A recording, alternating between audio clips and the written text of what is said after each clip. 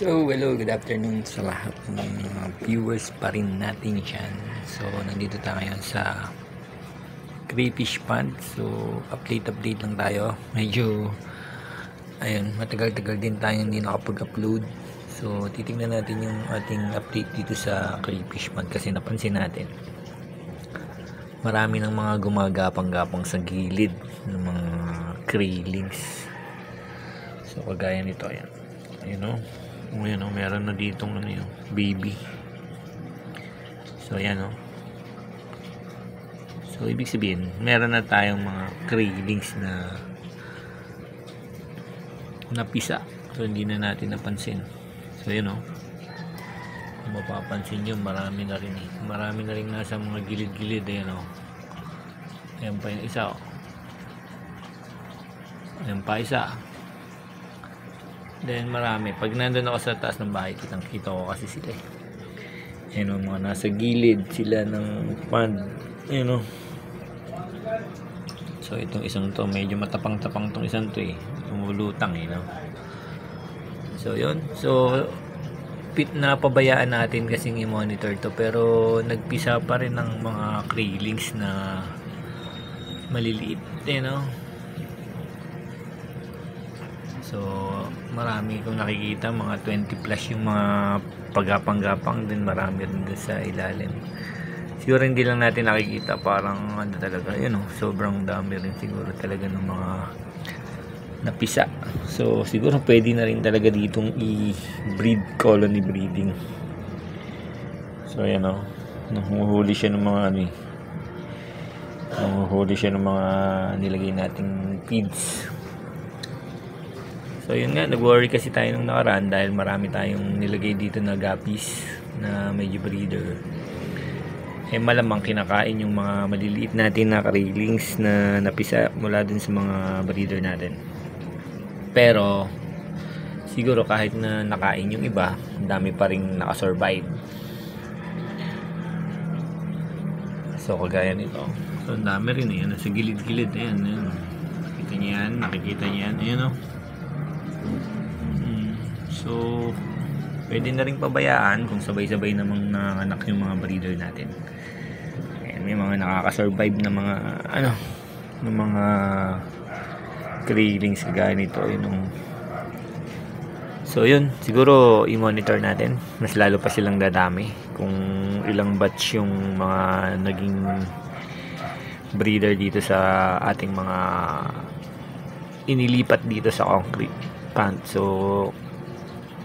na sundan naman natin yung istorya nito, di ba? Maliliit sila nung nilagay natin dito sa concrete pond. So ngayon, breeder na sila. So proven breeder na, meron na kasi silang mga ano eh, you know, may mga napisa na rin na krillings. So, medyo malalaki na nga itong krillings na ito, pwede nang ibente. Yan. Pero tingin ko meron pa rin mas maliliit sa kanila na hindi lang natin masyadong kita ng mata. Kasi natatanaw ko dun sa ilalim. Ayun o, marami pa rin maliliit sa ilalim eh. Kung maraming bumabaybay sa gilid, mas marami yung nasa ilalim. Ayun, kasi sa ilalim marami tayong nilagay ng mga bato-bato. Ay nakikita ko sa mga ibabaw ng mga bato, ang daming mga maliliit na krillings. So yun. So siguro dadagdagan pa natin ng hides to para lalong ano, mas mataas yung chance of survival ng mga krillings natin. So that's it guys, yun yung update natin ngayon dito sa concrete pond. Sa mga sumusubaybay nung mga nakaraan, hindi tayo nakapag-upload. Pero ayan po, kasi di ba plano natin naman dito, ibubukod-bukod natin yung mga breeder sa tub. Eh kaso parang dito na siya inabot, kaya kagaya no, dito na inabot ng pagkapisa kasi naging busy tayo sa trabaho, hindi natin na-monitor. So bagamat meron pa rin tayong mga paanak dun sa original tub, dun sa loob ng bahay, di ba, indoor setup. Marami tayong mga ano din eh, mga pair sa isa tub, mga trio na nakakapagpisa rin sila. Pero dito sa concrete pond natin, so yan. Ayun, wino-worry nga natin kasi baka kaya hindi nakakapagpalaki tayo ng krillings nung nakaraan eh, nakakain na nga nitong mga guppies na medyo malalaki. Pero siguro kahit na kinain nila yung ibang krillings, marami pa rin nakasurvive. Ayan. So araw-araw dumadami yung yung nasa gilid, yung mga kumakapit sa gilid. Siguro nung mga nakaraan sobrang liliit nila, takot pa silang lumutang kasi may mga malalaki rin kasi yung ibang gapis eh. Tapos yun nga pala nung nakaraan, nung nilinis kasi natin etong mga parrot fish, may sumama na mga 5 pieces na maliliit na punta rito. Hirap na hirap tayong hulihin. Buti na lang nahuli natin yung 5 pieces na yun dahil marami-rami ring kinain yun malamang ng mga krillings. Kung hindi natin naalis yun, baka hanggang ngayon walang nakasurvive na crayfish. So that's it guys, yun lang po yung update natin ngayon. Medyo busy kasi tayo sa trabaho, pero kahit pa paano, ayan, nakita natin, ayan, marami pa sa gilid, nakita natin na successful naman kahit colony breeding dito sa loob ng concrete pond, nakakasurvive yung ating mga breeder. So yun, good afternoon sa lahat and magandang hapon sa lahat ng viewers. Thanks for watching. At nga pala, salamat sa lahat dahil yung channel natin kahit pa paano kumita nung nakaraan. Nakakuha tayo ng revenue kay YouTube na hindi naman natin ina-expect, pero ayan, salamat pa rin sa Diyos. Ayan. So stay safe po sa lahat ng mga crayfish breeder and enthusiast dyan. Sige, mag-upload tayo ng mga video sa mga susunod. I-documentary natin to. Ayan, kasi nakakatuwa, ang daming ang dami talaga ayun, sa ilalim, sa gilid.